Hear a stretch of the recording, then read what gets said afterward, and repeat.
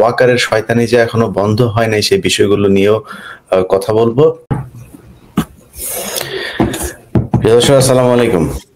আজকে সবাইকে ঈদ মোবারক।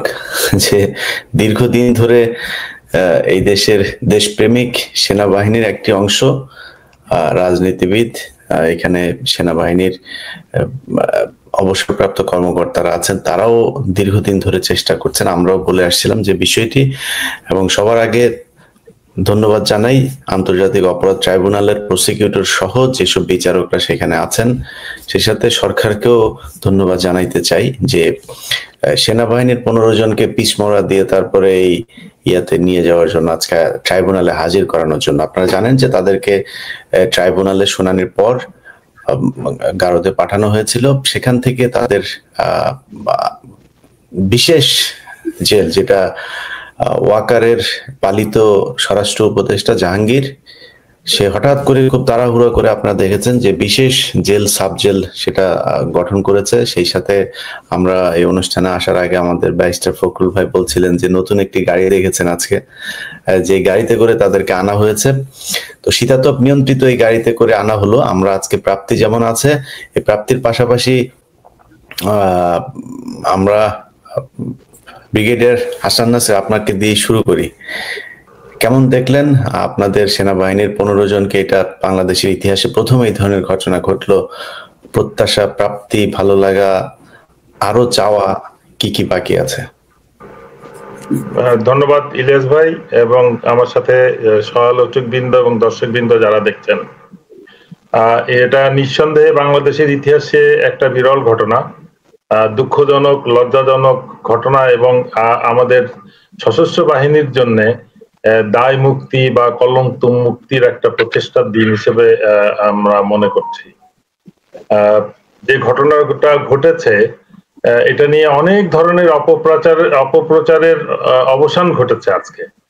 যে সেনা সদস্যদেরকে বিচার সেনা সামরিক বাহিনীর কোর্টে কেন হবে না, কেন এটা আইসিটিতে আসবে, এই নিয়ে তর্ক বিতর্ক, এবং তাদেরকে সেনা হেফাজতে রেখে বিচার করা হবে, বিভিন্ন রকম তর্ক বিতর্কর পরে যেটা হলো, আমি মনে করি এটা একটা বিশেষ ব্যবস্থায় সিদ্ধান্তটা হয়েছে, যেটা ক্ষণস্থায়ী হওয়া উচিত, যেটা স্থায়ী হওয়া উচিত না।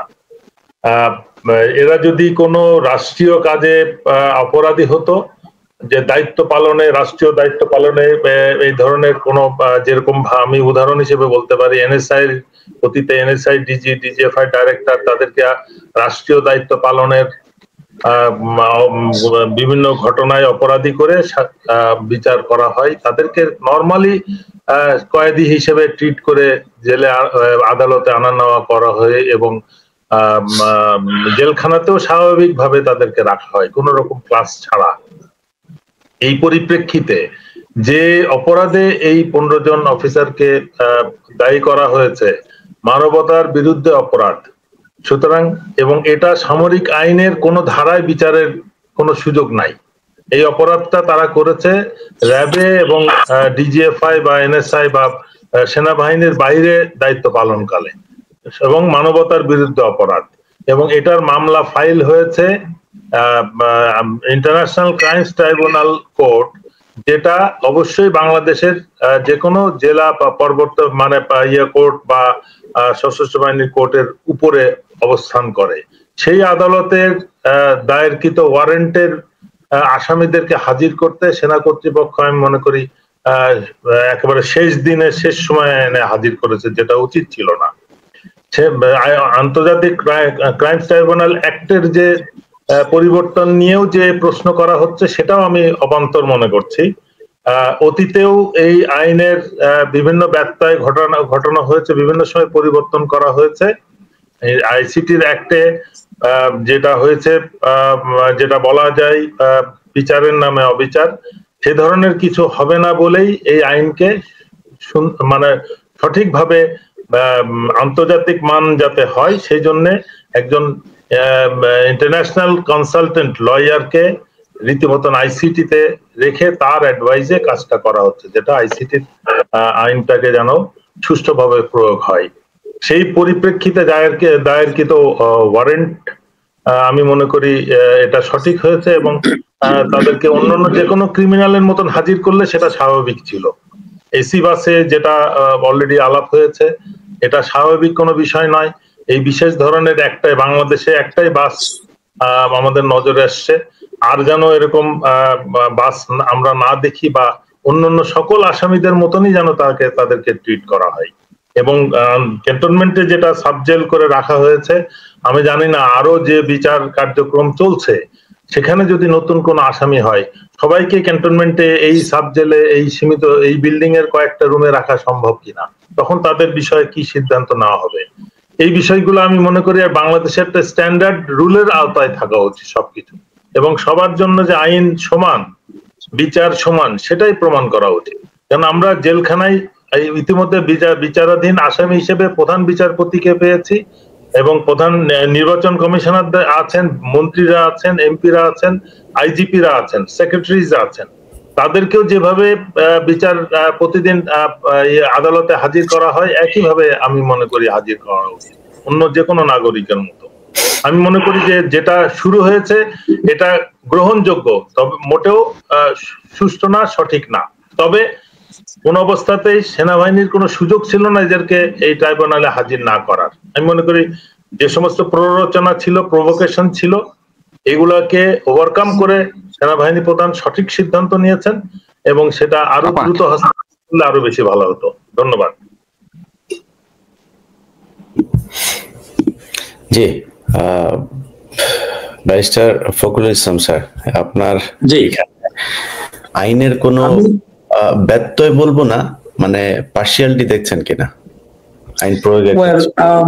তবে আজকে আমাদের আগের আলোচনার ধারাবাহিকতায় কথাটা বলি যে আমাদের ধারণা ছিল যে আদালতের চৌকাঠ পেরিয়ে তারা আসামি হবে, সেটা যে আজকে করেছে সেজন্য একদিক থেকে ভীষণ খুশি যে সেনাবাহিনী সার্বভৌমত্বের প্রতীক, তার মধ্যে তাদের যে কিছু সংখ্যক এই রকমের অপরাধী তারা যে আজকে আদালতের চৌকাঠ পেরিয়ে আসামি হয়েছে, সেটা একটা ভালো দিক।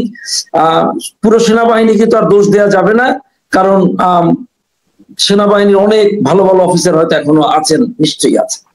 তো যে কয়জন অপরাধ করেছেন, দুর্নীতিতে গুম কমিশন যাদেরকে পেয়েছেন তাদের নামে শুধু ওয়ারেন্ট ইস্যু করেছে ইন্টারন্যাশনাল ক্রাইমস ট্রাইব্যুনাল।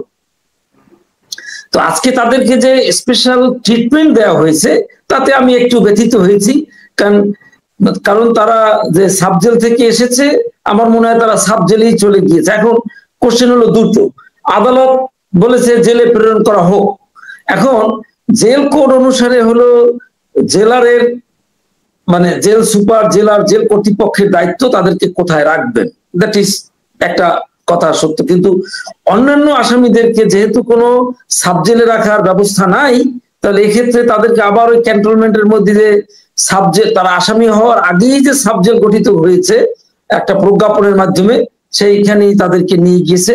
সেটা আমার কাছে ভালো মনে হয় নাই, কারণ তারা যদি কাশিমপুর বা কেরানীগঞ্জে থাকতো তাদেরকে কিন্তু তারা কিন্তু আইন অনুসারে জেল কোড অনুসারে তারা এমনিতেই ডিভিশন পাবে। কিন্তু সমস্যা হলো অন্য, ওই সাবজেলে থেকে তারা ভিডিও কনফারেন্স করতে পারবে কিনা, তাদের টেলিফোনের অ্যাক্সেস আছে কিনা, তাদেরকে ওয়াইফাই ব্যবস্থা আছে কিনা, আমার মনে হয় সেই সবগুলোর উপরে হয়তো একটু নজরদারি রাখতে হবে যে তারা কোনো ষড়যন্ত্রের অংশ হচ্ছে কিনা, আবার নতুন করে, কারণ কত রকমের ষড়যন্ত্রের কথাই তো শুনছি। ফখরুল ভাই, এইটা একটু ব্রিগেডিয়ার হাসান নাসির স্যার আপনি আছেন, মানে আমি যতটুকু জানতে পেরেছি যে তাদের ওইখানে ওয়াইফাই এবং ফোনও তারা ইউজ করতে পারবেন, সেখানে তাদের স্ত্রীরা প্রতিদিন তাদের খাবার দিয়ে আসতে পারবেন, স্ত্রীরা থাকতেও পারবেন, এরকমও শুনেছি। এই ডিসক্রিমিনেশনটা বন্ধ করার জন্য আজকে যে ইলিয়াস ভাই আলোচনা নিয়ে আসছেন, আমি খুবই খুশি যে একটা সময় উপযোগী কথা ধরেছেন। অন্য আসামিরা যারা ডিভিশন প্রাপ্ত আসামি তাদের তো সেই ব্যবস্থা নাই, যারা তারা সবসময় ফোনের অ্যাক্সেস থাকবে অথবা ওয়াইফাই অ্যাক্সেস থাকবে, তারা ল্যাপটপ বা কম্পিউটার ব্যবহার করতে পারবে কিনা, তাদের বাসা থেকে প্রতিদিনের খাবার নিয়ে আসবে, এসব ব্যবস্থা যেহেতু অন্য কারো নাই, তো ওনাদেরকে সেই ব্যবস্থায় একটা বিশেষ ব্যবস্থার মধ্যে রাখা আমি মনে করি যেন এটা খুব দৃষ্টিকটু হবে এবং ডিসক্রিমিনেটরি, তাদেরকে মনে হবে যেন একটা প্রেফারেন্সিয়াল একটা ট্রিটমেন্ট দেওয়া হচ্ছে। আর ইন্টারন্যাশনাল ক্রাইমস ট্রাইব্যুনালস এর আপনার আগের সেই নুরেমবার্গ মিলিটারি ট্রায়াল থেকে আপনি দেখেন যে অন্য আসামিদেরকে যেরকমের রাখা হতো সেই রকমেরই রাখা হয়েছে। এইখানে বরং তাদেরকে নর্মাল জেলখানায়, ওই সাব জেল না বানিয়ে নর্মাল জেলখানায় পাঠিয়ে দেয়। আমি মনে করি যে সরকারের সেটা উচিত ছিল, যদিও এটা জেল কর্তৃপক্ষের একটা বিষয় থেকে যায়, থাকলেও এই ডিসক্রিমিনেশনটা একেবারে খুব মানে দিনের আলোর মতো পরিষ্কার, সেটি সঠিক নয় বলে আমি মনে করি আইনগতভাবে। জি, আমাদের হাসিনুর ভাই বোধহয় আজকে কিছুটা সমস্যা হচ্ছে, আমরা হাসিনুর ভাইয়ের অপেক্ষায় আছি। তার আগে কিছু কথা আপনাদের জানিয়ে রাখি যে আজকে গাজীপুরে একটা ঘটনা ঘটেছে। ইসকন রিসেন্টলি বেশ কয়েকটা গুপ্ত হত্যা ঘটিয়েছে। তারা খুব গোপনীয়ভাবে তাদের কার্যক্রম পুরোদমে তারা চালিয়ে যাচ্ছে। এই পর্যন্ত এই গত 2-3 দিনের ভিতরে 2 জনকে তারা গুম করেছে। তাদের আজকে একজনকে, সে বাসা থেকে বের হয়েছে, তারপর থেকে তার ফোন বন্ধ, তাকে খুঁজে পাওয়া যাচ্ছে না। সে 1 দিন আগে বা 2 দিন আগে একটা মাদ্রাসায় গিয়ে সেখানে ইসকনের বিরুদ্ধে কথা বলেছিল। আজকে একজন ইসকনের বিরুদ্ধে এক জায়গায় কথা বলেছে, সেইখানে সেই প্রতিষ্ঠানে গিয়ে জিজ্ঞেস করা হয়েছে উনি কোথায় থাকেন, উনি কে, এইভাবে তার বিচার মানে খোঁজ জানতে চাওয়া হয়েছে। তো সরকারকে বলবো, ইসকন আমরা সেই 2018-19 সালে এই বিষয়গুলো বলেছিলাম, কিন্তু সরকার কিংবা বাংলাদেশের মানুষও বোধহয় এটা নিয়ে খুব বেশি সিরিয়াস না। আমাকে যদি কেউ জিজ্ঞেস করে যে ভাই আপনি দেশে গেলে আপনার জন্য কি থ্রেট মনে করেন কিনা, আমি বলেছি যে আমি দেশে গেলে আমার জন্য একমাত্র সবার আগে যদি থ্রেট কাউকে মনে করি সেটা হচ্ছে ইসকন।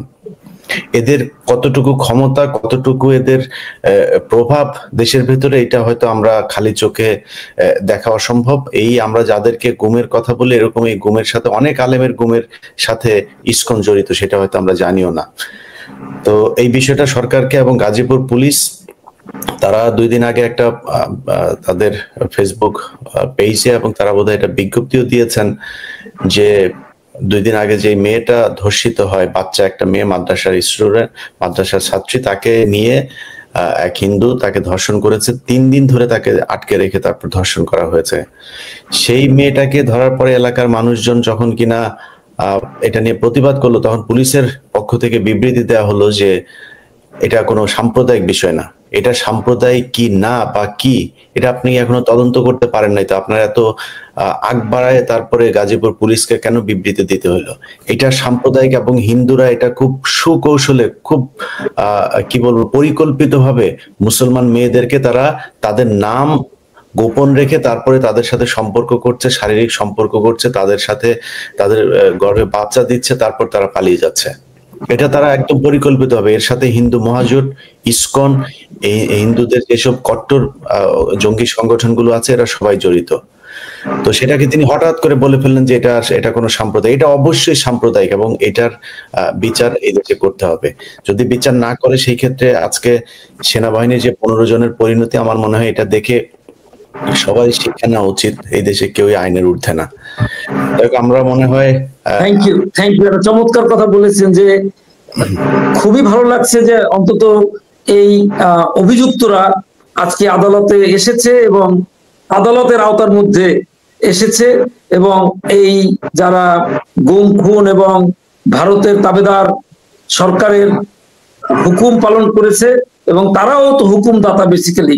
কারণ এই ইন্টারন্যাশনাল ক্রাইমস ট্রাইব্যুনালসে আপনি দেখবেন ওই আলোচনায় সবসময় আসে যে কমান্ড রেসপন্সিবিলিটি, যারই কমান্ড করার ক্ষমতা আছে সে কিন্তু আসামি হইতে পারে।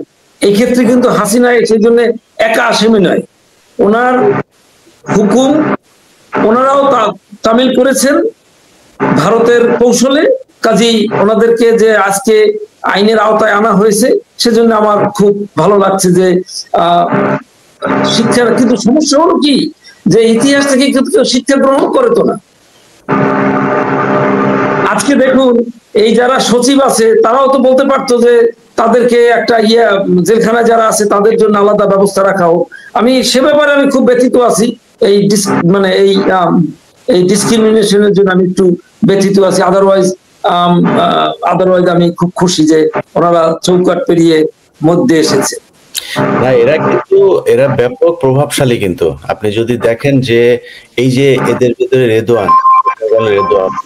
লেফটেন্যান্ট কর্নেল রেদওয়ান যখন আন্দোলন চলে, লেফটেন্যান্ট কর্নেল লেভেলের একজন অফিসারকে সেখানে গিয়ে বন্দুক ধরে তারপরে AK-47 দিয়ে গুলি করার দরকার নাই, তিনি নিজে শুয়ে পড়ে তারপরে সেখানে গুলি করছেন। মানে তার সৈনিকরা যখন কিনা তার সাথে গুলি করতে রাজি হয় নাই, তখন তিনি নিজে গুলি করে তাদেরকে সাহস দিচ্ছেন। অতএব এটা আমরা একটা ভিডিও দেখেছি,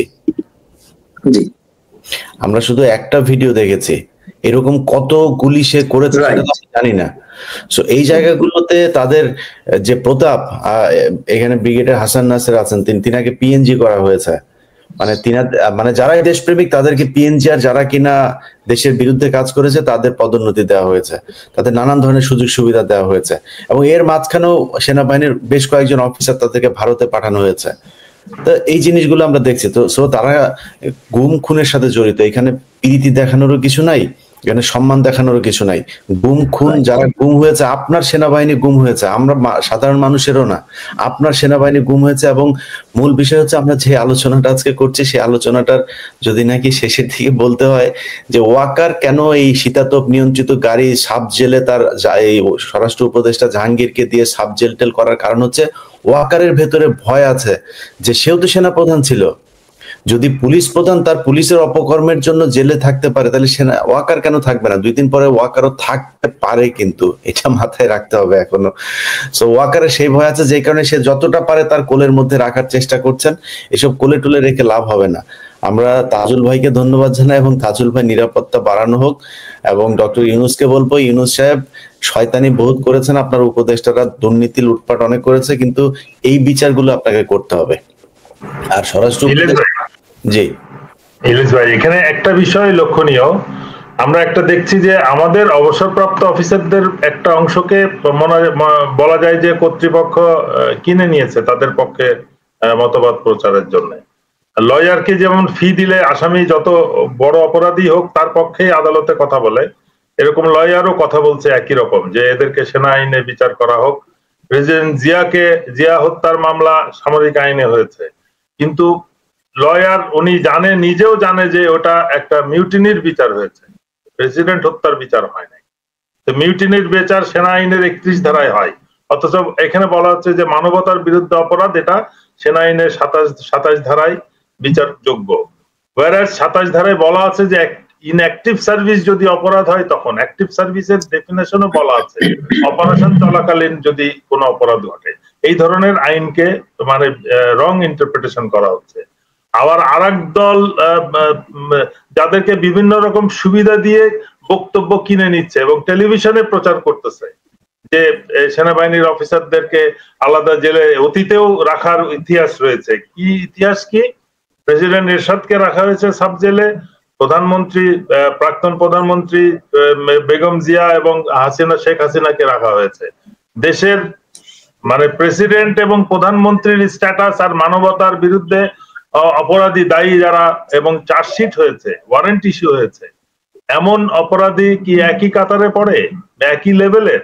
মানে আমরা কি কম্পেয়ার করে আমরা বোধ শক্তি জ্ঞান সব হারিয়ে ফেলেছি, যে তাদেরকে আমরা বলছি যে অতীতেও এরকম ভরি ভরি নাকি উদাহরণ আছে।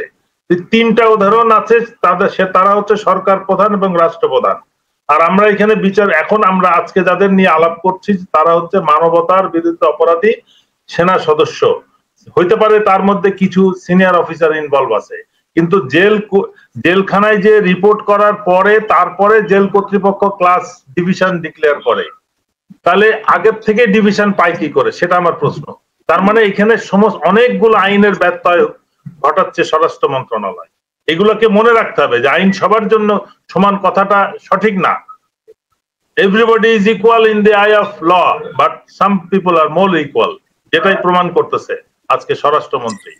এই জিনিসটা বুঝতে হবে, এবং এটা একটা খারাপ উদাহরণ সৃষ্টি করছে। অপরাধ যদি হয়ে থাকে, যে ধরনের অপরাধ হয়েছে, এবং আনফরচুনেটলি যে 2টা গুমের মামলার আসামি তারা, তার মধ্যে একজন হচ্ছে সেনাবাহিনীর প্রাক্তন অফিসার। তিনটা মনে হয়, 3টা মামলা, বাট এর মধ্যে একজন তো ব্রিগেডিয়ার আজমি, তাহলে সেনাবাহিনী অফিসারের অপরাধ করছে, তার কি অবস্থায় তারা রাখছিল? তার ক্লাস, ব্রিগেডিয়ার আজমির ক্লাস কোথায় ছিল যখন তাকে গুম করা হয়েছে? হাসিনের ক্লাস কোথায় ছিল? তার ডিভিশন প্রয়োজন ছিল না? ব্যারিস্টার আরমান না, যারা গুমের ভিকটিম, হুম্মাম কাদের চৌধুরী আমার কত ঘনিষ্ঠ আপনারা জানেন। ব্যারিস্টার আরমান আমার কলিগ এবং আমার সঙ্গে খুব সম্পর্ক ভালো। ব্রিগেডিয়ার আজমি আমার সঙ্গে চমৎকার। এই 3 জনের কথাই যদি আপনি শুধু ধরেন, ফখরুল, আমি ব্যক্তিগত সম্পর্কের কথা বলছি না। না, সেটা বলছি না, মানে আমি যাদেরকে চিনি না, যাদেরকে চিনি তাদের অ্যাগনিটার কথা বলছি, তারা কি রকমের ফিল করেছে সেটা কথা বলছি। নাগরিক হয়, তার অ্যাগনিও তো আপনার অ্যাগনি হইতে হবে। এক্স্যাক্টলি, আমি সেটাই বলছি যে এর বাইরেও আজকে ফেসবুকে দেখলাম একটা বাচ্চা মেয়ে কান্নাকাটি করছে যে তাহলে এই 5ই আগস্ট আমার বাবাকে তো ফেরত দিতে পারে নাই। মানে আমার খুব খুব খারাপ লাগছে, কারণ আমার বড় সন্তান ও কন্যা সন্তান। তো সে বলছে যে তাহলে 5ই আগস্টের পরে তার ধারণা ছিল যে তার বাবা ফেরত আসবে, তার বাবা তো আসে না, এর অর্থ যে তার বাবা হয়তো দুনিয়ায় নাই। এই কথা বলে খুব কান্নাকাটি করেছে দেখলাম ফেসবুকে আজকে। খুব খুব খুব ব্যথিত হয়েছি স্বাভাবিকভাবেই। আমার অবস্থা তো সেরকম হইতে পারতো, প্রায় সেরকমের অবস্থায় গিয়েছিলাম। হাউভার, তো কাজেই যারা মানবতা বিরোধী অপরাধে অভিযুক্ত তাদেরকে স্পেশাল ট্রিটমেন্ট দেওয়াটা ঠিক হয়নি। আমি যদিও সার্বভৌমত্বের প্রতীক সেনাবাহিনীকে অ্যাজ এ হোল দোষ দেওয়ার কোনো বিষয় নাই, এর মধ্যে যারা দুষ্কৃতিকারী এদের যেন, আমার একটা সন্দেহ হচ্ছে কি যে আমরা বিচার দেখতে পারবো কিনা কমপ্লিটলি, না অন্য কোনো ভাবে আবার বাধাগ্রস্ত হবে। ইলিয়াস ভাই সেটার ব্যাপারে একটু আলোচনা করতে পারেন যে আর কিভাবে বাধাগ্রস্ত হইতে পারে, সেইটার আইনগত বিষয়ে আমাকে জিজ্ঞাসা করতে পারেন যদি মনে করেন। যেমন আপনি বলেছেন যে আর্মি অ্যাক্টে 27 ধারায়, এইটা একজন ওই মেজর সাহেব বলেছেন, তার এই ইন্টারপ্রিটেশন কোনোভাবেই সঠিক নয়। কারণ মানবতা বিরোধী অপরাধের জন্য এই ট্রাইব্যুনাল গঠিত হয়েছে, এবং সবচেয়ে ভালো ব্যাপার 73 সালের পরে এই আইনটা তো 73 সালে 20 জুলাই পার্লামেন্ট পাশ করেছে।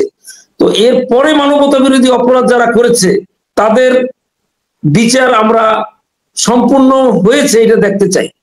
এইটি হলো সহজ কথা, আমরা যাতে এখান থেকে সবাই শিক্ষা গ্রহণ করে যে কোনো বাহিনীতে আপনি যতই পাওয়ারফুল হন না কেন, যাতে এইরকমের একটা অপকর্ম করার দুঃসাহস কেউ বাঁচতে পারে না, ভারতের বুদ্ধিতে হোক, শেখ হাসিনার বুদ্ধিতে হোক, যার বুদ্ধিতে যাতে সে না করে। আর্মি অ্যাক্টের মধ্যে কিন্তু আপনারা আর্মি অফিসাররা জানবেন যে আপনার ইলিগাল অর্ডার মানতে কিন্তু আপনি বাধ্য না। কর্নেল হাসিন আপনারা অনেক, এবং আমি এই প্রসঙ্গে একটু বলি, আমি জেলখানায় থাকার সময় মেজর আরিফ আমার পাশের রুমেই ছিল। তাকে কত রকমের ভাবে ব্যবহার করেছে এরা, তার বর্ণনা মাঝে মাঝে সে দিয়েছে, আমি শুনে শিহরে উঠতাম। জি, ওই 7 খুনের আসামি, আপনারা জানবেন, নাম জানবেন, মেজর আরিফ। আপনার আজকের যেই সারাদিনের ঘটনা পরিক্রমা কি মনে হচ্ছে, কেমন লাগছে এই বিচার? শেষ পর্যন্ত ফখরুল ভাই যেটা সন্দেহ প্রকাশ করেছেন, আশঙ্কা প্রকাশ করেছেন যে শেষ পর্যন্ত বিচারটাও করা যাবে কিনা, কারণ তাদের আমরা যতটুকু জানতে পেরেছি যে সাব জেলের যে সুযোগ সুবিধা রাখা হয়েছে সেখানে এই তাদের স্ত্রীদেরকেও সেখানে থাকতে দেওয়া হবে। স্ত্রীদের থাকতে দেওয়া মানে গার্লফ্রেন্ডরাও থাকতে পারে, ফোন রাখতে দেওয়া হবে, ওয়াইফাই থাকবে, স্মার্টফোন ইউজ করতে পারবে, এই বিষয়গুলো সেখানে থাকবে এরকম শুনতে পেরেছি। এটা কতটুকু সত্য? বিসমিল্লাহির রহিম ভাই, আমি সকালবেলায় ছিলাম সে আইসিডিতে, তো আমি খুব খুশি। আমার দাদুল ভাই বললো সব ঠিকঠাক, কোনো অসুবিধা নাই। আমি ধন্যবাদ দেওয়ার পরে জানতে পারলাম কারাগারে যাচ্ছে। তো আমি কিউরিওসিটি জিজ্ঞেস করলাম, ভাই কোন কারাগারে যাচ্ছে আসলে? কাশিমপুর না ওইটা? তো ভাই সাব ছিলাম, এটা কেন হইলো? তখন বলতেছে, ভাই আমার কিছু করার নাই, আদালত রায় দিয়েছে কারাগারে যাবে। অর্থাৎ আদালতের রায়ের পরে এটা ওইখানে মানে আপনাকে আইজিপি প্রিজন, তার দায়িত্ব পরে তাকে গাইড করে কোন কারাগারে নিবে। এখন এটা যত সহজ আমি বললাম এত সহজের না। আপনি দেখেন এসি বাসটা আবিষ্কার করলো কে? কার পয়সা কেনা হয়েছে? কোন মন্ত্রণালয় কিনছে? এটা হইতে হবে হোম মিনিস্ট্রি কিনছে, না কেলে হোম মিনিস্ট্রি এখন পদত্যাগ করা উচিত। এই ধরনের বাটপার হোম মিনিস্টার আমাদের দরকার নাই। এইরকম স্বজনপ্রীতি হোম মিনিস্টার আমাদের দরকার নাই। উনি আমার খুব আদরের, বাট আমি লজ্জিত, আমি খুবই দুঃখিত এই ধরনের স্বজনপ্রীতি করার জন্য। যেখানে সাধারণ গাড়িতে আসা যাওয়া করে পুলিশের আইজিপি, আমাদের ওখানে আগে ছিলেন জেনারেল হারুন সেনাপ্রধান বীর প্রতীক, তারপর ছিলেন আমাদের জেনারেল ইরশাদ, স্যাররা বলছেন 75-এর যে নায়ক, তাদেরকে ওইভাবে জেলে রাখা হয়েছে। এমন কি হলেন এনাদেরকে এই ট্রিটমেন্ট দিতে হবে? হ্যাঁ, সরকার চাইলে অবশ্যই ট্রিটমেন্ট দিতে পারে। ওই 5 স্টার হোটেল শেরাটন, তার উপরে 2টা রুম নিয়ে নিল, অসুবিধা নাই। সবাইকে একটা করে হুড দিল, কোনো আপত্তি নাই। কিন্তু কেন এদেরকে ক্যান্টনমেন্টের ভিতরে? এটা একটা বৈষম্য সৃষ্টি করবে, আগামীতে এটা খারাপ প্রতিফলন হবে, মানুষ আর উৎসাহ পাবে যে অপরাধ করে মুক্তি পাওয়া যায়। এখন একটা কথা বলি, কেন তাদেরকে আনা হচ্ছে না? আমি যেটা সন্দেহ করি, এরা যদি মুখ খোলে, এরা মুখ খোলার জন্য অনেকে উদ্গ্রীব, আমার সাথে যোগাযোগ করছে, আমরা সব বলে দিব।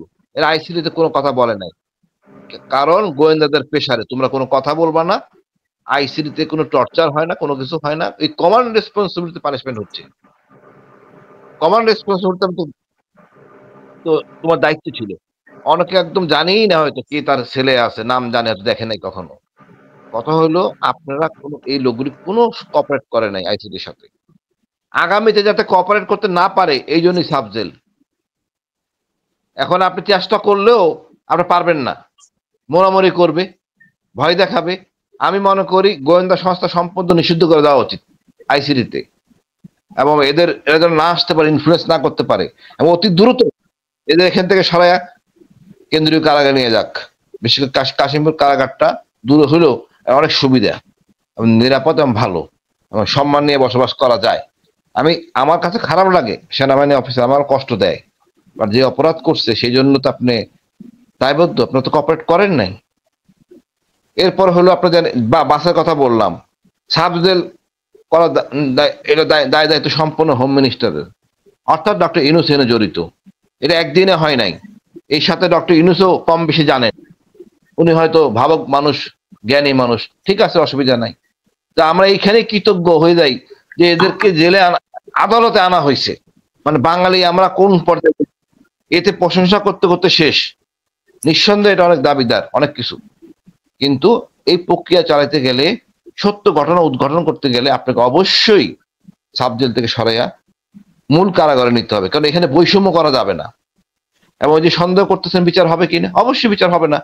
কিভাবে হবে? আমরা যেভাবে মারামারি শুরু করেছি রাজনীতিবিদরা সনদ নিয়া, তাদের আর কেউ যদি খোয়াব দেখেন হাসিনা আসতেছে, কিচ্ছু করার নাই, দুঃখিত, তাহলে অন্য কিছু রক্তারক্তি হবে। এখন অনেক লোক আছেন আইনে হাতে আসবেন, একদিন ভুলে যেতে হবে। হ্যাঁ, এখন খোয়াব দেখে রে ভাই, না দেখলে এই কাজটা করে। সেনাবাহিনী উচ্ছিল উৎসাহ নিয়া এদের বাইনে ধরে দেই। একজন তো পলাইয়া গেছে, কোন পর্যায়ে গেলে 4 জন জেনারেল ডিজিডিজিএফআই ভারতে আশ্রয় নিছে। এই আমাদের শিক্ষা, এই আমাদের প্রশিক্ষণ, এই আমাদের দেশপ্রেম, আবার এই সব ইংরেজি বলে বসে বসে আমরা। এদেরকে কি করা উচিত আমি জানি না। মানে আগামী দিনে যে কথা বলবে সেনাবাহিনী সেই স্পেস রাখে নাই, আর জেল এই সাব জেল কইরা আরো স্পেস বন্ধ করে দিছে। কোন মুখে কথা বলবে একজন জেনারেল বাইরে আইসা? লজ্জা করা উচিত। এই ডিজিএফআইটাকে নষ্ট করে দিছে, এটাকে সংস্কার করার জন্য নিজের আগে আসা উচিত। হাসান নাসির স্যার আমরা বহু চেষ্টা করছি সেনাবাহিনী সংস্কার করার জন্য, এনারা করতে দেন নাই। আমরা তখন বলতেছিলাম এনারাই সাফার করবে। আমি মনে করি এখনো আপনারা সকলে বলুন, যাতে রাজনীতিবিদরা নিজেদের মধ্যে এত দ্বন্দ্ব সৃষ্টি করে অন্য কাউকে সুবিধা দিয়ে না বসে। ইউনূস সাহেব এত একটা ভালো মানুষ, পৃথিবী বিখ্যাত মানুষ, তার আশেপাশে যে উপদেশটা উনি রেখেছেন ইউনূস সাহেবের ব্যাপারে আমি খুবই আশাবাদী। I salute him for many reasons. কিন্তু তার আশেপাশের উপদেষ্টাদের ব্যাপারে যে শুনি মাঝে মাঝে, তাতে তো খুব লজ্জিত হওয়ার একটা বিষয়। এবং উনি তাদের কিছু কাটছাট করেন না কেন এতদিন আমি জানি না আসলে। না, ওনার অনেক দুর্বলতা, উপদেষ্টা করিয়েছে, এনাদের কি সব জানি না। এনাদের অবশ্যই এই সমস্ত না, ওনাদের উপদেষ্টা উচিত ছিল প্রতি মাস তার ব্যাংক হিসাব দেওয়া, হিসাব দেখো ভাই। লোক দেখছেন করেন। আমাদের কোনো হয় নাই, আমাদের হাসিনা মানে হাসিনার ঘষা খেয়ে আমরা শিক্ষা পাইনি। আমাদের আরো দরকার, এই ছাত্ররাও ভুল করছে রাজনীতি করে, যে পেশা গ্রুপে থাকতো সব কটা সোজা করা যাইতো। তারপর আমি মনে করি আমরা আশাবাদী, ইনশাল্লাহ আমরা প্রেশার ক্রিয়েট করব যাতে এই কাজটা না করে। সেনা প্রধানের দায়িত্ব ছিল আসলে এগুলি না করা, এগুলো বিতর্কের সৃষ্টি করছেন। প্রতিদিনই এটা নিয়ে হবে কথাবার্তা। আমি বলবো সবাইকে যারা কথা বলেন, আপনার কথা বলবেন, এই বৈষম্য যেন বিচারে না থাকে, তাহলে এটা জুলুম হবে। আপনি একজনকে মাফ করে দিলেন, একজন ছেড়ে দিলেন, এটা কোনো বিচার হলো না। যদি মনে করেন অন্যায় হয় না, বিচার হবে না। কিন্তু অন্যায় স্বীকার করার পরে আপনারা এই ফাইজলামি করবেন, এর কোনো কারণ নাই। আমি অবাক হব না হাসান নাসির স্যার যে মেস হোটেলে এসে খাবার দিয়ে দিচ্ছে মেসে। না না ইলিয়াস ভাই যা বলছে একবার 100% চলবে, ডোন্ট ওয়ারি। এখন ওখানে তো আমি গেছিলাম নিচ পর্যন্ত, ওখানে আপনার ওয়াইফাই লাইন থেকে সবকিছু বিদ্যমান। এখানে জেল কোডে যে নিয়ম আছে, যে খাবার সেই খাবার তার খাইতে হবে, জেল কোডে যে প্লেট সেই প্লেটে তার খাইতে হবে। এটা ফাইজলামি করার অবকাশ নাই। রেজাকুল হায়দার একই অবস্থা ছিল, আমারও একই অবস্থা ছিল। সুতরাং কোন জিনিস ছাড় দিব না। ওই যে বিল্ডিংটা করা হয়েছে আফজল, এই পর্যন্ত কোনোদিন ক্যান্টনমেন্টের ভিতরে করা হয়েছে নাকি? না না, কোনোদিন হয় নাই, এটা প্রশ্নই ওঠে না। ক্যান্টনমেন্টের ভিতরে কিসের সাবজেল? না না, ওইটা না, ওই বিল্ডিংটা কিন্তু VIP suite, each and every room, আপনি অ্যাজ ইউ সেড, ভিতরে কুকিং ফ্যাসিলিটি আছে, রুম আছে, অ্যাটাচ বাথরুম। এটা তো সাবজেল হইতে পারে না। এটা 3 তলা বিল্ডিং, এখানে কারারক্ষী থাকবে, কারারক্ষী কমান্ডারের চলাফেরা হবে, কেউ ঢুকতে পারবে না, এবং অনুমতি নিয়ে থাকবে একজন জেলার থাকবে। কিন্তু এই ফ্যাসাদ আমি জ্ঞান নিতে যাবো, এই কারেন্ট বিল কে দিবে, কোন মন্ত্রণালয় দিবে? আমার তো মনে হয় আসলে ধরা উচিত ইলিয়াস ভাই, এই যে তারেক সিদ্দিকী ক্যান্টনমেন্টে ছিল, ওর কারেন্ট বিল সবগুলি সেনাপ্রধানের ঘাড়ে চাপানো উচিত। যতগুলি সেনাপ্রধান ছিল, তারেক সিদ্দিকী বাড়ির মেনটেন্যান্স কস্ট সম্পূর্ণ সব সেনাপ্রধানের ঘাড়ে চাপানো উচিত। কোন ক্ষমতা বলে তারেক সিদ্দিকী ক্যান্টনমেন্টে ছিল? সে একই এক ঘটনা ঘটছে এখন। তা আমি মনে করি আমরা কঠোর হব, সোচ্চার হব ন্যায় প্রতিষ্ঠা করার জন্য। ধন্যবাদ ইলিয়াস ভাই। ব্রিগেডিয়ার হাসান নাসির, আপনাকে দিয়ে শেষ করি স্যার। সেটা হচ্ছে যে যারা অপরাধের অভিযোগে অভিযুক্ত এখন, তাদের প্রতি আপনার কি বলার আছে? এবং যারা এখন ক্যান্টনমেন্টে আছে, জুনিয়র সিনিয়র যেসব অফিসাররা আছে, সেনাবাহিনীর আমরা যত আলোচনায় করছি, সেনাবাহিনীর এই অবস্থা দেখে আমরা খুব যে খুশি তা না, আমরা অবশ্যই অপরাধীদের শাস্তি চাই। কিন্তু এই যে কর্নেল হাসিনুর স্যার বললেন যে আমাদের 4 জন জেনারেল আজকে ভারতে, আমাদের দেশের মূল নিরাপত্তা মানে আপনাদের সেনাবাহিনীর মূল পলিসি হচ্ছে যে ভারতের সাথে আমাদের যুদ্ধ কিভাবে করবো, এটা সো আপনি যদি আমার 4 জন জেনারেল যদি নাকি সেটি আরো কতজন আছে আমরা তো জানি না, সব গোয়েন্দা তথ্য তো তাদের হাতে, আমার দেশের নিরাপত্তা, সার্বভৌমত্ব, স্বাধীনতা কিছুই তো নাই। সো এই জিনিসগুলো আমাদের জন্য খুব চরম একটা চিন্তার বিষয়, এবং ভবিষ্যতে যেন সেনাবাহিনী আর এই ধরনের অপকর্মের সাথে জড়িত না হয়, এবং সেটার জন্য আসলে সেনাবাহিনীর কি করা উচিত মনে করেন? আমার সব থেকে বড় চিন্তার বিষয় যে যাদের বিষয়ে আমরা জানি যে ভারতে আশ্রয় নিয়েছে, এবং ভারত থেকে যারা মিডিয়াতে কথা বলছে, যাদের মিটিং এর খবর আসছে, তাদের মানে স্থাবর অস্থাবর সম্পত্তি, তাদের জাতীয় পরিচয়পত্র, পাসপোর্ট সব বাতিল করা হয়েছে কিনা, বা না হইলে কেন হয় নাই, তাদের সমস্ত স্থাবর অস্থাবর সম্পত্তি ক্রোক করা হচ্ছে না কেন, এই বিষয়টা মানে এই ব্যাপারে নমনীয়তা দেখালেই কিন্তু এই অপরাধটা ভবিষ্যতে হবে। একটা সশস্ত্র বাহিনীর জন্য কতটা লজ্জার বিষয় যে তার 4টা জেনারেল এবং সব থেকে যারা গোয়েন্দা বাহিনী প্রধান, তারা আজকে শত্রু দেশে আশ্রয় নিয়েছে, প্রধানমন্ত্রী নিয়েছে, হোম মিনিস্ট্রি নিয়েছে, আরো অনেক মন্ত্রীরা নিয়েছে। আমি তো মনে করি যে আমাদের স্বাধীনতা, সার্বভৌমত্ব বলে এখন আর কিছু অবশিষ্ট নাই। তো এটাকে পুনরুদ্ধার করতে হলে ওদেরকে যেভাবেই হোক ধরে আনতে হবে, বা তাদেরকে বিচারের আওতায় নিতে হবে, দ্রুত সিদ্ধান্ত দিতে হবে। যেহেতু তারা অ্যাবসেন্ট, আমি মনে করি আইসিটি আরো দ্রুত কেন ডেট দেয় না মামলার? বেশি তদন্তের প্রয়োজন নাই তো, যা এভিডেন্স মিডিয়াতে আছে, it is good enough to সাক্ষীটা কি সব আছে, সমস্যা কোথায়? জি, তাহলে তো আর তো সময় নেওয়ার প্রয়োজন নাই। সাক্ষী দিয়ে প্রমাণ দিবে, তাহলেই অন্যদের জন্য এটা শিক্ষণীয় বিষয় হবে। একটা প্রচার হচ্ছে মিডিয়াতে, স্যার, হ্যাঁ, একটা কথা বলে নাই। ডকুমেন্টে দেখা যাচ্ছে আপনি ছিলেন এই দায়িত্বে এতদিন, এক্স্যাক্টলি এই সময় এক্স্যাক্টলি এখানে তো আমার কথা হলো কে কে জড়িত, কারা খাবার দিছে, কারা ডিউটি করছে। আমি তো চাই কে আমার মারছে, কে আমার গায়ে হাত তুলছে, আমি জানতে চাই হু ইজ দ্যাট অফিসার, কে আমার অ্যারেস্ট করছে। I want to know. এটা ফাইজলামি করার কিছু নাই তো এখানে। এরা রীতিমতন ফাইজলামি করছে। আপনি টক শোতে বলতেছি স্যার, যদি তারা ন্যায় বিচার না করে, মব তো বাইরে হয়েছে, ক্যান্টনমেন্টের ভিতরে মব হবে, আর আই উইল ডু ইট। স্বাভাবিক বিষয়, মব বাইর হয়, বিচার না পেলে না মব বাইর হবে। আমরা এখন উন্নত ডিজিএফআই হাসিন, তোমার মনে আছে যে অনার বোর্ডের নাম, অনার বোর্ড সিস্টেম নাই দেখে তারা জানে না যে ডিজিএফআই ডাইরেক্টর কারা ছিল। মানে কতটা আন্ডারমাইন করছে একটা এই গুম কমিশনকে, মানে এটা কতখানি কি স্পর্ধা তারা দেখাইছে। এটার জন্য কাউকে শাস্তির আওতায় নেওয়া হয় নাই। আইসিটি টিম যখন কি বলে র্যাব 1-এ ভিজিট করতেছিল টিএফআই সেল, তখন ওই তাদেরকে বোমা মেরে তাদেরকে উড়াই দেওয়ার একটা চেষ্টা করা হয়েছে। সেই তার সাথে যারা জড়িত তাদেরও এখনো পর্যন্ত বিচারের আওতায় নেওয়া হয় নাই। আমার কথা হচ্ছে যে এখন আজকে আমরা দেখলাম আমাদের একটা দল যারা এই সমস্ত দালাল অবসরপ্রাপ্ত বাহিনী, তারা কিন্তু মানে প্রচার করার চেষ্টা করতেছে যে বিরাট একটা মানে আইনের প্রতি সম্মান দেখিয়েছেন। কর্তৃপক্ষের কি সম্মান না দেখানোর কোনো সুযোগ ছিল? তাহলে একটা জনগণের জন্য আইন কি আলাদাভাবে প্রযোজ্য? যে সেনা কর্তৃপক্ষ সার্ভিং অফিসারদের হ্যান্ড ওভার করবে না তো কে করবে? যদি তারা চাকরিরত থাকে, ওয়ারেন্ট ইস্যু হয়েছে, তারা চাকরি হারাইছে, এটা নিয়ে প্রশ্ন তোলা হচ্ছে যে তাদেরকে নাও হ্যান্ড ওভার করতে পারতো। এটা কি শৃঙ্খলা বাহিনীতে এটা হয় নাকি মানুষকে বোকা মনে করতেছে এরা? এই জিনিসগুলোর থেকে আমাদেরকে বেরিয়ে আসতে হবে। এটা সেনাবাহিনী কোনো ফেভার করে নাই, তাদের দায়িত্ব তাদেরকে অবশ্যই করতে হইতো, না হইলে কর্তৃপক্ষ আসামি হইতো, এটা তাদেরকে বুঝতে হবে। এটা যদি তাই এই 15 জন যদি আজকে কোর্টে না যেত, এর জন্য 50 জন আসামি হয়ে যেত। তো সুতরাং তারা কেউ ফেভার করে নাই। এবং যে কারণে তারা ইন্ডিয়াতে আজকে যে প্রশ্নটা আপনি করছেন যে আজকে এই বাহিনীর প্রধানরা, গোয়েন্দা বাহিনীর প্রধানরা ভারতে নিয়ে গেছে, তাহলে আমাদের এই বাহিনীর নিরাপত্তা বা গোপনীয়তা বলে তো কিছু নাই। এইটার তো একটা বিহিত করতে হবে। তো সশস্ত্র বাহিনীর কাঁধে অনেক কলঙ্ক, এটা মুক্ত করার একমাত্র উপায় হচ্ছে এই সমস্ত ক্রিমিনালদেরকে ক্যান্টনমেন্টের সীমানার থেকে বের করা। আমার জন্য ক্যান্টনমেন্ট নিষেধাজ্ঞা হয়েছে, কিন্তু ওই ক্রিমিনালরা এখনো ক্যান্টনমেন্টের মধ্যে রয়েছে সাবজেল ডিক্লেয়ার করে। এরা এখনো ভিআইপি ট্রিটমেন্টের চিকিৎসা করে।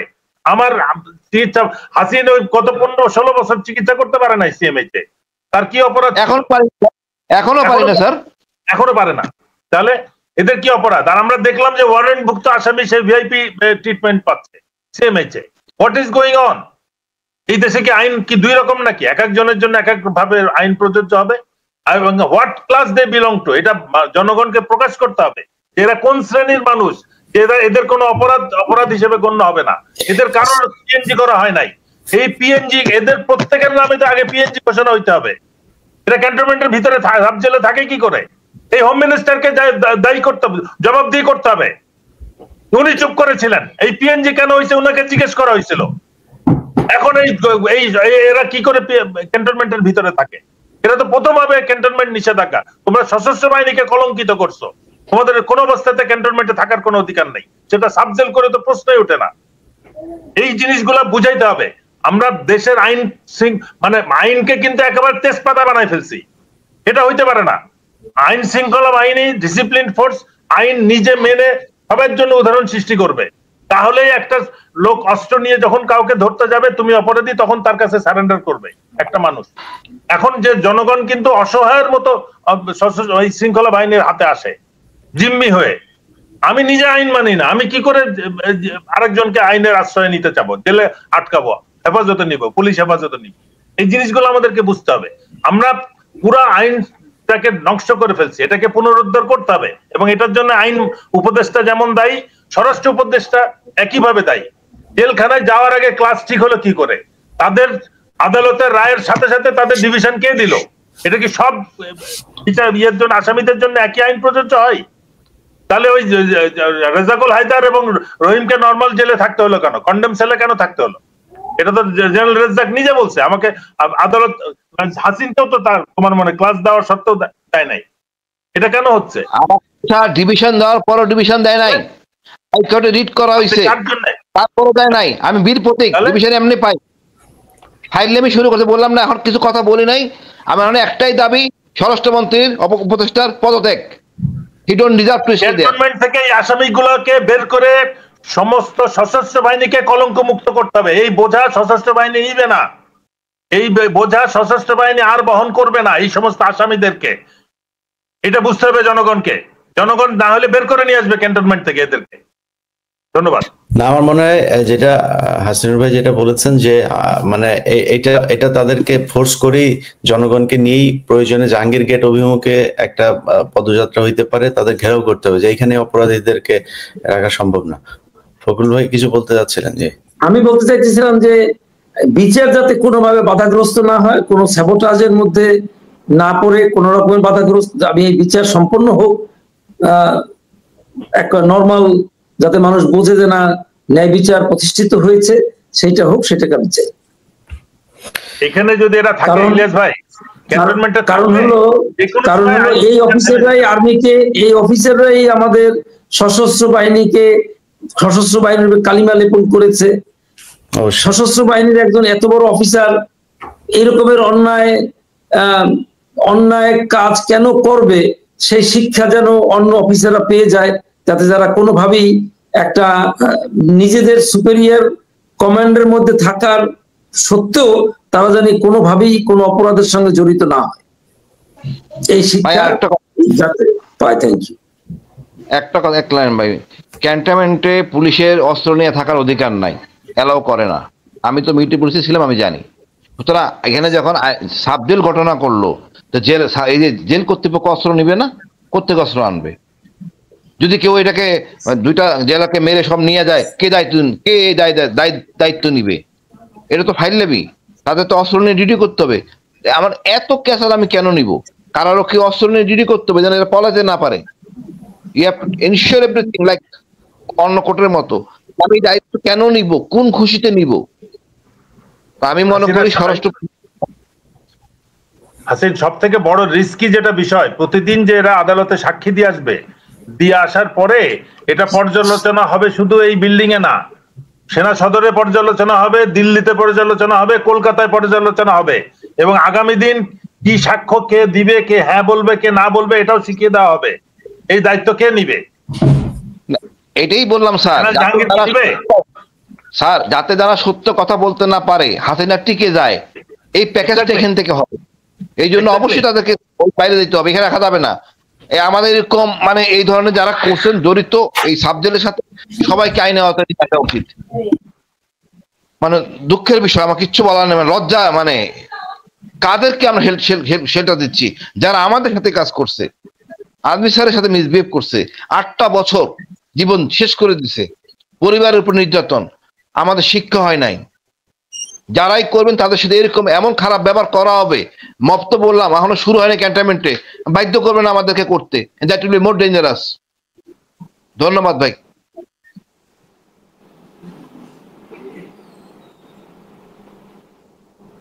জি, আমরাও ঠিক একই দাবি করতে চাই, এবং আজকের আলোচনার ভিতরে একজনের ব্যাপারে আমাদের সবচাইতে বেশি ফোকাস দেওয়া দরকার। বাংলাদেশের মানুষের কাছে, জুলাই বিপ্লবী যারা আছেন তাদের সবার কাছে অনুরোধ, স্বরাষ্ট্র উপদেষ্টা তাকে যেখানে পাবেন সেখানে তাকে প্রতিহত করবেন।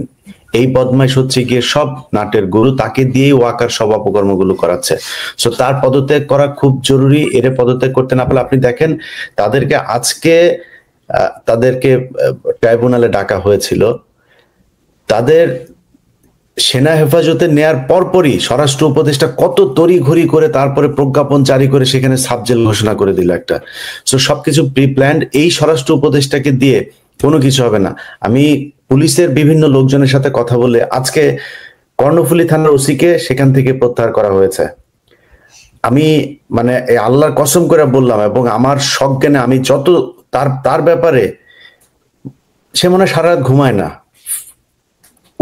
এই হোয়াটসঅ্যাপে আওয়ামী লীগের কোন গ্রুপে হাসিনা কথা বলে, ওই এলাকার হোয়াটসঅ্যাপের গ্রুপগুলোতে কি বলে, ইসকন কি বলে, সারা রাত সে আমাকে টেক্সট করতো যে ভাই এই যে এখানে হচ্ছে। এবং তার এই তথ্যের ভিত্তিতে আমি জানি না সে এগুলো কোত্থেকে পেত। সে আমাকে 2 দিন আগে জানাই দিত যে আগামীকাল পরশুদিন ঢাকায় এই জায়গায় মিছিল হবে। আমি ডিবিকে ফরওয়ার্ড করতাম, আমি পুলিশকে ওই সংশ্লিষ্ট থানার ওসিকে ফরওয়ার্ড করতাম, জোনের ডিসিকে ফরওয়ার্ড করতাম, সেই প্রেক্ষিতে তাদেরকে ধরা হতো। সে অফিসারটাকে হুট করে আজকে কি এলাকায় কোন এক পত্রিকায় তার বিরুদ্ধে নিউজ হয়েছে, সেটার কারণে তাকে সরিয়ে দেওয়া হয়েছে। যাত্রাবাড়ি থানাতে 5 তারিখের পরপর যে ওসি ছিলেন, সেই ওসিকে তারা সেখান থেকে সরিয়ে 112টা মামলা করেছেন তিনি। আওয়ামী লীগের এমন কেউ নাই, সেই মামলার উপরে বেস করে এখন অনেক কিছু করা হচ্ছে, অনেককে সেই মামলায় দেওয়া হচ্ছে, অনেককে বাদ দেওয়া হচ্ছে। কিন্তু এত পরিশ্রমী, এত আওয়ামী বিরোধী একজন অফিসার, তাদেরকে এই স্বরাষ্ট্র উপদেষ্টা থাকতে দিচ্ছে না, এই খোদা বক্স সে থাকতে দিচ্ছে না, এরা এগুলো করে যাচ্ছে। তো আমার মনে হয় এই বিচারগুলো পেতে হলে এবং তাদেরকে যথাযোগ্য শাস্তি দিতে হলে স্বরাষ্ট্র উপদেষ্টাকে এখান থেকে পদত্যাগ করতে হবে, সরাইতে হবে। কারণ ওয়াকারের এই চালাকে রেখে তারপরে এই ধরনের বিচার কোনোভাবেই সম্ভব না। যাই হোক, আমরা তারপরও আশা করি যে, যেটা মাঝখানে বলছিলাম যে হাসিনার ফেরার সম্ভাবনা, হাসিনা এই দেশে ফিরলে এই দেশে কোনো মানে ওই প্রতিবাদের বিষয় না, এদেশে গৃহযুদ্ধ, যুদ্ধ করে মানুষের জীবন নিয়ে তারপরে এই দেশে যদি কেউ প্রতিষ্ঠিত করতে হয় সেটা করতে হবে, কোনো নিয়ম শৃঙ্খলার মধ্যে থাকা হবে না। তো সেই দিন শেষ। এই দেশের নাম খালি একটা মিছিল করে দেখ কি অবস্থা হয়। আর হাসিনা আসা তো ভো পরে, আমরা চাই আসুক, সে আয়, আসলে তারপরে বুঝবে কেমন লাগে মজাটা। সেই দিন শেষ। এবং ওয়াকার আপনার 1.5 বছর কিন্তু শেষ। আপনি এমনিতেই তো পলিটিক্যাল একটা গভর্নমেন্ট আসলে সেনাপ্রধান চেঞ্জ হবে, যদি সব মিলায়ও যদি হয়, শেষ হয়, তাহলেও কিন্তু আপনি 2027 শেষ। তো 27 শেষ যদি হন, তারপরে আপনারা বাঁচাবে কে? আপনারা আজিজ রে কেউ বাঁচাইতে আসে? আপনার শফিরে কেউ বাঁচাইতে আসে? এখন হারুন জেলে ছিল, কেউ বাঁচাইতে গেছেন আপনারা? তো আপনারাও কেউ বাঁচাইতে আসবে না। যা করার খুব হিসাব করে করেন, এসব শয়তানি বন্ধ করে যদি আসলেই চান যে কিছু একটা করতে, যে বলেন দিস এই অফিসার গুলো আমাদের ছিল, অপরাধী ছিল, আমরা তাদেরকে করলাম, ওরা যেহেতু সেনাবাহিনীর, তা আপনাদের দেশবাসীর কাছে আমরা ক্ষমা চাই, আমাদেরকে এতটুকু শাস্তি দেওয়া হোক, এতটুকু আমাদের প্রতি সহনশীলতা দেখানো হোক। বাট অপরাধ করেছেন, কি কি করেছেন এসব বলে আসতে হবে। আপনি কিছুই বলবেন না, কিছুই জানেন না, কিছুই বুঝেন না, এইটা বলে লাভ নাই, কারণ আমাদের সব সাক্ষী আছে, প্রমাণ আছে, এখান থেকে বের হওয়ার কোনো সুযোগ নাই। এটার বিচার এই দেশে হবে। এবং আমরা প্রেসার গ্রুপ হিসাবে যাদের মাঠে থাকা উচিত আমরা তো আছি। সেনাবাহিনীর ভেতরেও বিশাল একটা অংশ এখন চাই এটার বিচার হোক। এবং সেনাবাহিনী যারা ভেতরে আছেন, আমি মনে করি আপনাদের এই কলঙ্ক ধুয়ে মুছে পরিষ্কার হবার জন্য, এদের বিচারের জন্য যা যা প্রেসার তৈরি করা আপনাদের ভেতর থেকেও তৈরি করা উচিত। যাই হোক, যারা আইসিটির সাথে আছেন, তাজুল ভাই সহ বিচারক সবাইকে আবারও ধন্যবাদ জানাই, দেশবাসীকেও ধন্যবাদ জানাই, যারা আজকে যুক্ত ছিলেন আপনাদের সবাইকে ধন্যবাদ। আল্লাহ হাফেজ।